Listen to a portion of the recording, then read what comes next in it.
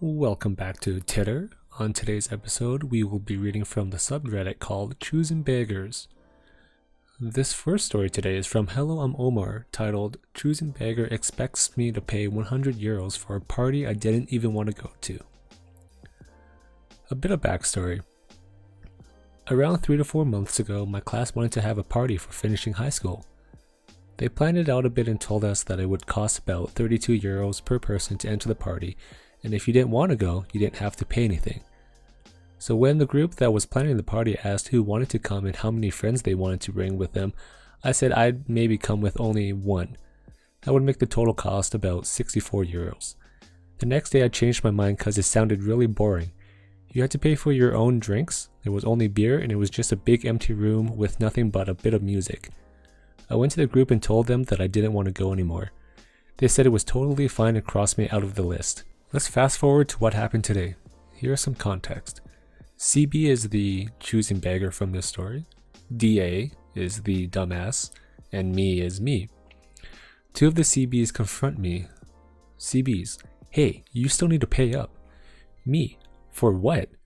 CBs, the party, we still need 96 euros from you and your two friends that you said wanted to also come. Me, what? I never said that. On the next day after you asked who wanted to come to that party, I told you I had changed my mind. CBs, but you told us that you wanted to come again. Me, what? No! I never wanted to come in the first place, hell. After you read the list of who wanted to come last month, I asked you why I wasn't on the list and you said that was because I didn't want to come. CBs, no, you said you wanted to come with two friends. Me, I never did and I'm not going to pay. CBs, well, DA already gave the teachers the list. What are we supposed to do about it now? If you don't pay, we have to pay. Me, it's the most normal thing for you to pay for your own mistakes. CBs, you're going to regret that you didn't come to the party. We're going to have so much fun. Me, first, I don't drink. Second, I have done so much worse to regret. I'm not going to regret not coming to a stupid party that I have to pay 32 euros per person.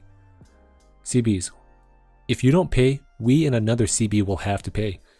Me, I still don't care. DA comes by. You're a fucking idiot. Me, what? DA, you told us you wanted to enter the party, now you don't? Me, I never wanted to come by in the first place. I literally said on the second day after you asked who wanted to come that I didn't. You had crossed me out on the list last month. Why did you put me on the list again? A friend of mine came by. He did say that he didn't want to come. What's the problem? CBs, now because you won't come, we will have to sell waffles or something like that after school so we can afford the party. Me, look, I understand that you're pissed, but it isn't my fault. If you wanted to, I can help you sell waffles as an excuse for a fucking mistake I didn't make. Later that day, CB called me. CB says, so, what are we gonna do? Me, I don't care, I don't see a reason to pay. CB, turns out DA gave the teacher the first list where it said you wanted to come. Me, see, I told you. CB, you still need to pay. Me, what? I'm not going to pay. It is DA's fault. If anyone should pay, it should be him. CB, no, we can't let him pay for your tickets. Me, well, I'm not going to pay for it either. CB, well, what are we supposed to do? Me, for fuck's sakes, I still don't know and neither do I care. It isn't my fault and I'm not going to pay for it. CB, we made another mistake. It's only 64 euros. You said you wanted to bring one friend. Can you pay that much? 64 euros isn't that much. Me, 64 euros is a lot and I'm not going to pay for a mistake I didn't make. CB, can you at least try to sell them? Me, I can, but I can't promise anything. At the end of the day, it still isn't my fault. CB, stop pushing your fault onto other people. Me, what? You literally said that he made a mistake. How is it my fault? CB, when something happens, it's at least two people's fault. Me, it isn't my fault that DA gave the teacher the wrong list. CB, well, it happened. It's still your ticket, so pay up now. Me, no, I can try and sell the tickets though, I won't promise anything. CB, good. And then he hangs up. And unfortunately, that's all to the story. The original poster wasn't quite shown how to end the story because it's still quite not over yet. He said that he wasn't sure if there was even going to be a part 2 to his story, so until next time, I suppose. The next story for today is by Curly Girly 420, titled Why Can't I Take Your Bed and You Sleep on the Couch? A few years ago, a workplace acquaintance called me around midnight sobbing that her parents had kicked her out because they didn't like her boyfriend and she needed a place to stay for a few days while she sorted it out. I, being a naive and young fool, offered my place, which was a 1-bed, 1-bath apartment that she had been to before. She arrived about 2 hours later, her car filled to bursting with all her belongings.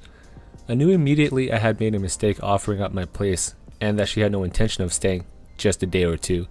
But it being 2 a.m. and me being spineless, I decided to let her stay the night and tell her that she needed to find another place in the morning. I gave her the go-ahead to use my shower and did what I could to make the couch into a comfy bed.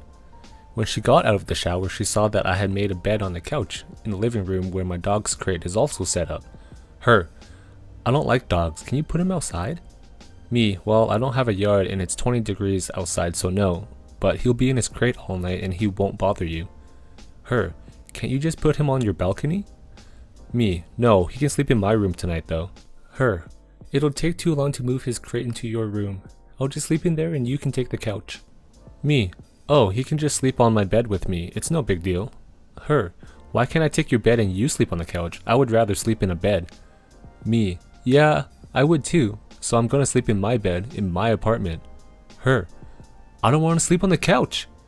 Me: look, it's almost 3 a.m. in the morning and you can either sleep on the couch or find a hotel. Her: well, I want the bed tomorrow. Me: we'll talk about tomorrow. The next day at work, she referred to my apartment as our apartment, and I told her she needed to find somewhere else to stay. She proceeded to ask me for money for a hotel room, which I said no to, and she also told me she liked my shower products and I should give her the extras she saw I kept under my bathroom sink as a consolidation gift, which I also said no to. She ended up moving back in with her parents, who apparently actually didn't kick her out, but had just told her that if she and her boyfriend lived at their house, that they needed to contribute to the bills. And that concludes this episode of r/ChoosingBeggars. Leave a comment below on what you thought of the stories, and if you liked the content, be sure to subscribe.